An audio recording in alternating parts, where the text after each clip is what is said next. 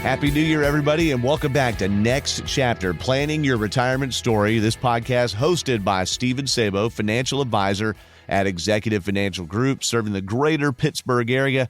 And Stephen and his team, the family, by the way, it is a family business. We love supporting small local businesses. You can get in touch with them at mynextchapterliving.com or go to executivefinancialgroup.com and hit their Facebook page too. Y'all keep that updated quite a bit, Stephen, there. And how you doing this day? I'm doing really well, thanks. I'm doing real well. It's freezing cold here today in Pennsylvania, but other than that, I'm inside. I got a big sweater on, so I can't complain. It's chilly here in Atlanta as well, and I think we have like an armada of 7 or 8 HVAC guys marching around our studios here, Impact Partnership, northwest of downtown Atlanta, trying to figure out why the heat's not humming like it should be there. So I'm your co-host, Doug Turnbull, by the way, and we're good to be back in with you. First episode, I believe anyway, of the new year, and that means we're on the heel or the end of the holidays, Stephen, and what did you and your family do? Did y'all have a big blowout bonanza? Did we go traveling around the world? How did you take that little bit of respite in 2024? Yeah, you know what? No traveling or anything crazy like that. We kind of stuck locally. My fiance and I actually hosted at our house. Her family, her side of the family came over for Christmas Eve. And then my parents, they always host Christmas, and it's kind of a big, get everybody together. So there was probably 25, maybe 30 people there for that. Yeah, it was, but it was nice. They're local. Everybody's close by. So not a lot of traveling. The weather was decent. So very nice. Okay, we were discussing about weather in Atlanta recently when you were down here. We'll talk about that on the next episode. Yeah. It's nice to bank on weather being actually decent, especially this time of year and especially Northeast United States.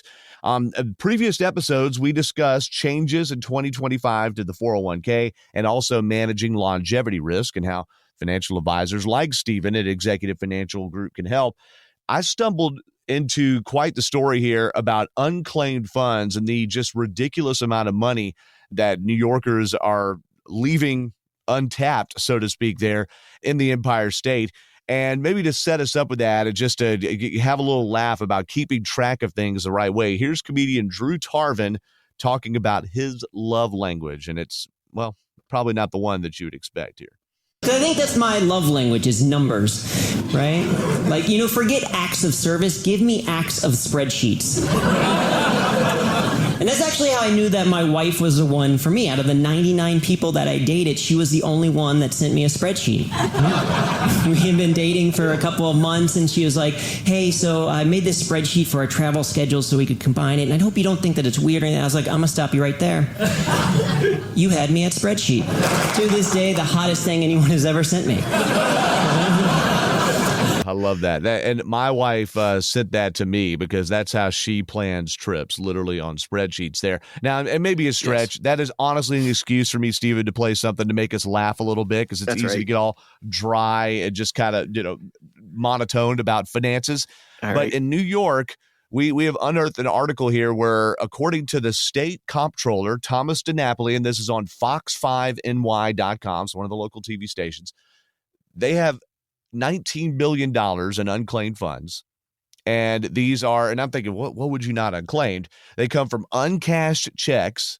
All right. So like someone's issued a check and then I got to admit, I've done that before. Okay. Dormant bank accounts, insurance claims, utility deposits, and other sources, some dating back, Stephen, way before you and me, to the 1940s. Are you triggered? Yeah, I mean, 19 billion. What an astonishing number. I know New York has a lot of people, but wow, $19 billion. That's a lot of money left out on the table that people, hey, at the end of the day, it's your money. Yeah, it really is. So I'm trying to figure out how this happens. All right. I understand, especially these days when you get a check, I have uncashed cash in my house. Like I got cash for a couple of different Christmas presents and it's sitting in this box and I'm like, I've got uncashed cash, so I can understand these days uncashed checks. Yeah, but then some of these things, like you don't take your claim on your insurance, like you didn't get your deposit back on utilities. I mean, how in the world does this happen? And what have you seen from some of your clients when you go through their initial complimentary visit with Executive Financial Group and you start doing an analysis of their accounts? I'm sure people all over realize they have money left on the table. Yeah. So, whenever we meet with people, and here in Pennsylvania, there's an unclaimed property as well. And it's through the Treasury, the Pennsylvania Treasury. And, so we normally like to, whenever we're meeting with clients, new or, current clients, we like to remind them, hey, make sure you're checking on there. Make sure you're checking for your family members to see if there's anything out there. And, a lot of the times I find that it's never anything too crazy. Whenever you talk about insurance claims, a lot of what I would see with the insurance side of things is, people used to buy life insurance policies a long time ago, and the companies were mutualized is what it was called. And so then they went through a demutualization, and that basically paid out the clients a little bit of money. And normally that's what I find on there. It's from an insurance company that they had this insurance policy, and maybe they had some money in it, or the company demutualized and they were owed a little bit of money on there. And so it might be $100, couple $100, something like that. I've never seen anything where I've never come across it anyway, where anybody was owed thousands. But hey, I'm sure it can happen out there. We have a client right now that I keep getting emails saying, hey, make sure that this client's checking. He's got a check out there. It was about $45.90. And so I'm sure for him, he's getting that, setting it aside and forgetting about it. But I've got a few notices, and I keep calling them and saying, hey, cash that check. Eventually, they're going to have to redo it. They're going to send it back. It's going to be a process. So I keep trying to stay on them and say, hey, I know it's only $45. Go ahead and cash that check, because if not, it's going to end up in the PA unclaimed property. Now, how are you getting notified? Like, what system is set up? Because this is encouraging to be like, oh, a financial advisor can actually be an intermediary in this. You're getting notified about a client's unclaimed check from whom? Like, is it anything to do with your firm, or are you just, because you're tied to their I don't know, bank account? Like, how do you know that I don't mean tied to their bank account. It sounds fishy, but like how do you get pinged in the middle of that, I guess? So this was actually from an investment account that he had set up. And, we had moved some things, and he had changed, around a little bit. But he had some residuals that had come in after we had moved an account. And so it was just, a little bit of money that had come in afterward. And so they just issue a check to him. And, so that's why I'm getting emails, because it was something that I had set up for him. Normally, I got nothing. I was thinking, like, if I wrote your client a check, how, like, would you get an email saying, hey, you haven't cashed Doug Turnbull's check to your client? Like, I was like, wow, you got some great software. Yeah.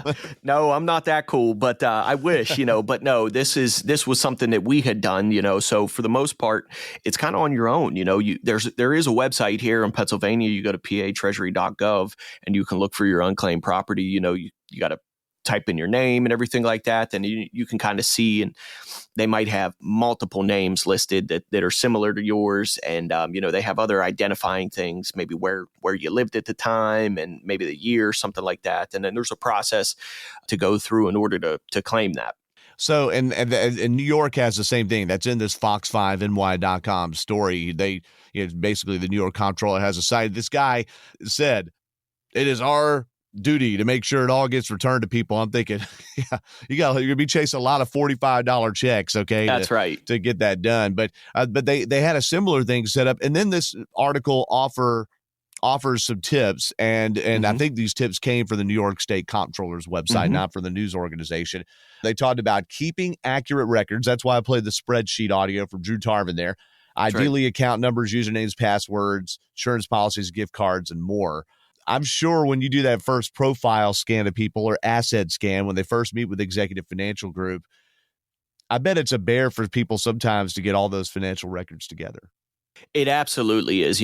Most of the time, whenever it comes to this unclaimed property, that's way past people, because it's hard enough for them to get all of their statements and everything that we ask them for together. So, hey, I get it. Things slip by you. I probably, like you said, having the uncashed cash at your house, I probably have $500 in gift cards sitting around somewhere that haven't been spent from, presents and whatever it is over the years. But, it is, there's a lot to think about with your finances. Most people have multiple accounts. They've got all kinds of stuff all over the place. And so, it can be hard to keep track of, but like you said, spreadsheets, things like that, just making sure that you're keeping up with your things. And hey, if you know something's closing, or something's kind of coming to an end, make sure that everything is accounted for whenever you're finalizing that and closing bank accounts out or investment accounts or insurance, claims, anything like that, make sure that every last thing has been done before you put it to the back of your mind and kind of forget about it. And look, in that too, as you've had different jobs over your time, and I worked for a company for 20 years, had a 401k previous ownership, Yep. the current ownership, and then I left the company. So that's two 401ks I've got stewing in the back, and that's a little bit different than these funds we're talking about. Sure. But those sometimes go unclaimed. In fact, I had a previous job that was a secondary job long ago, and I'd actually forgotten that they had given me a 401k payout just because I didn't have very much money in it. And so I was going, oh my God, do I have this money sitting somewhere? And thankfully I didn't. And I'd cashed that check years and years ago. But that's just something to remember too, because that also accrues fees. Another thing too, Stephen, and I get a 401k statement every month or so from those old 401ks, always opening mail from financial institutions and not just throwing it out with the 2/3 of your other mail that's junk mail. Yeah, you wouldn't believe how many times that we meet with clients and we say, hey, bring in documents or this or that, and they end up bringing us unopened mail that came from a financial institution that they, for whatever reason they didn't open, and we say, why didn't you do that? Oh, I don't know, I just didn't get around to it, and so we end up going through it, and that happens. We met with clients the other day, and a girl, she had multiple 401k accounts, and she kind of got lost on where some of them were. They had been transferred. They had, switched companies and things like that. And so it's important to make sure that, even if it's junk, take 2 seconds to open it, look at it, and then you can toss it out. And if you aren't sure, give us a call and ask me, hey, Stephen, you know what? I got this in the mail and I'm not quite sure what it is. Can you help me figure out if this is important? Do I need this? Can I get rid of it? And we're always happy to do that for our clients. Another tip too, and that's great that you do that. Just to have a look, make sure, if it's just asking you to apply for another credit card, right, probably could go in the garbage unless you need one. That's right. All right, cash or deposit checks and use gift cards quickly. We mentioned that. I got triggered because it made me think of the Dave & Buster's e-gift card that I have from like 2018 buried somewhere in my Gmail. So I've been thinking about that lately. I was like, I need to root that bad boy out if it's still even good. And then here's one: inform your banks immediately when you move, and I'll combine it with the other one. And if you change jobs, make sure your previous employer has your current home address.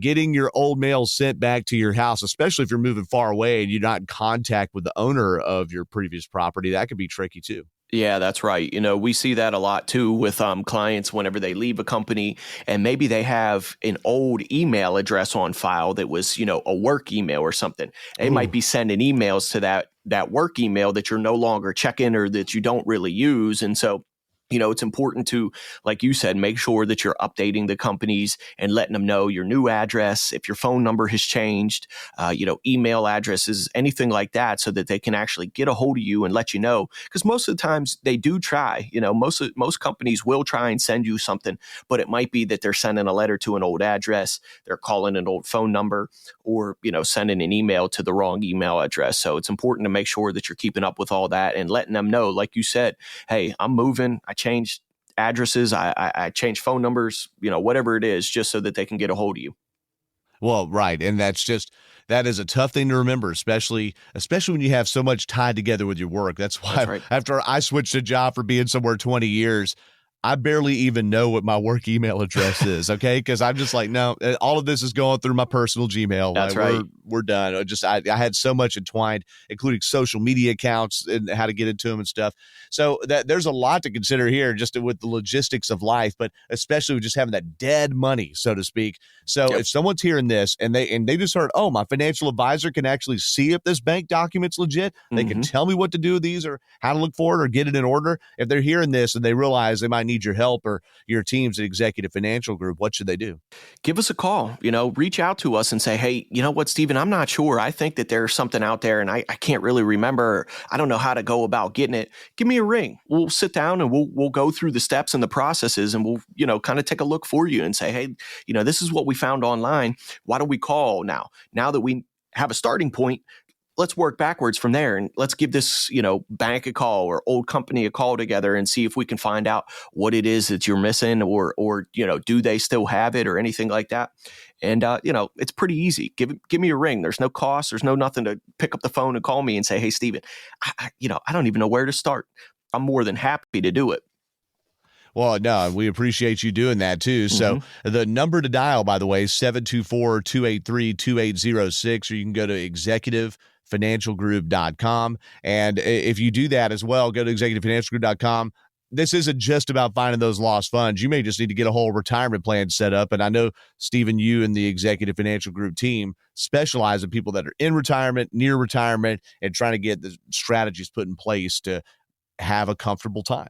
Yeah, that's right. That's what we specialize in. We're anybody that's retired or near retirement. We're here to create strategies to help you enjoy, a comfortable and worry-free, retirement and live out your next chapter, if you will. So. Yeah, well, for sure. So don't let the time waste too, all right? Just the more time passes, it gets in the back of your mind. Go to executivefinancialgroup.com or dial 724-283-2806. If you go to executivefinancialgroup.com, there's a contact page. So just start right there.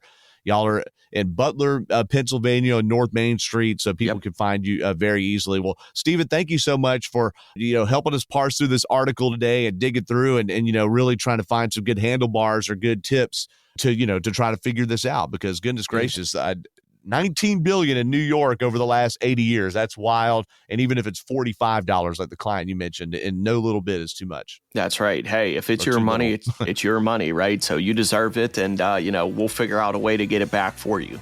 Well, thanks to you, Stephen. And thanks to our producer, Daniel Salerson, for getting this published and put out to show. And we'll have another episode coming your way here shortly on Next Chapter, Planning Your Retirement Story. The opinions expressed by Stephen Sabo and guests on this podcast are their own and do not reflect the opinions of this podcast station. All statements and opinions expressed are based upon information considered reliable, although it should not be relied upon as such. Any statements or opinions are subject to change without notice. Investments involve risk and, unless otherwise stated, are not guaranteed. Past performance cannot be used as an indicator to determine future results. Any strategies mentioned may not be suitable for everyone. Information expressed does not take into account your specific situation or objectives and is not intended as recommendations appropriate for you. Before acting on any information mentioned, please consult with a qualified tax or investment advisor to determine if it is suitable for your specific situation. This program is designed to provide accurate and authoritative information with regard to subject covered. Investment advisory services offered through Virtue Capital Management, LLC, VCM, a registered investment advisor. VCM and Executive Financial Group are independent of each other. Pennsylvania Insurance License number 670429. Any guarantees mentioned are backed by the financial strength and claims paying ability of the issuing insurance company and may be subject to caps, restrictions, fees, and surrender charges as described in the annuity contract. Stephen Sabo and/or Executive Financial Group are not affiliated with or endorsed by the Social Security Administration or any other government agency.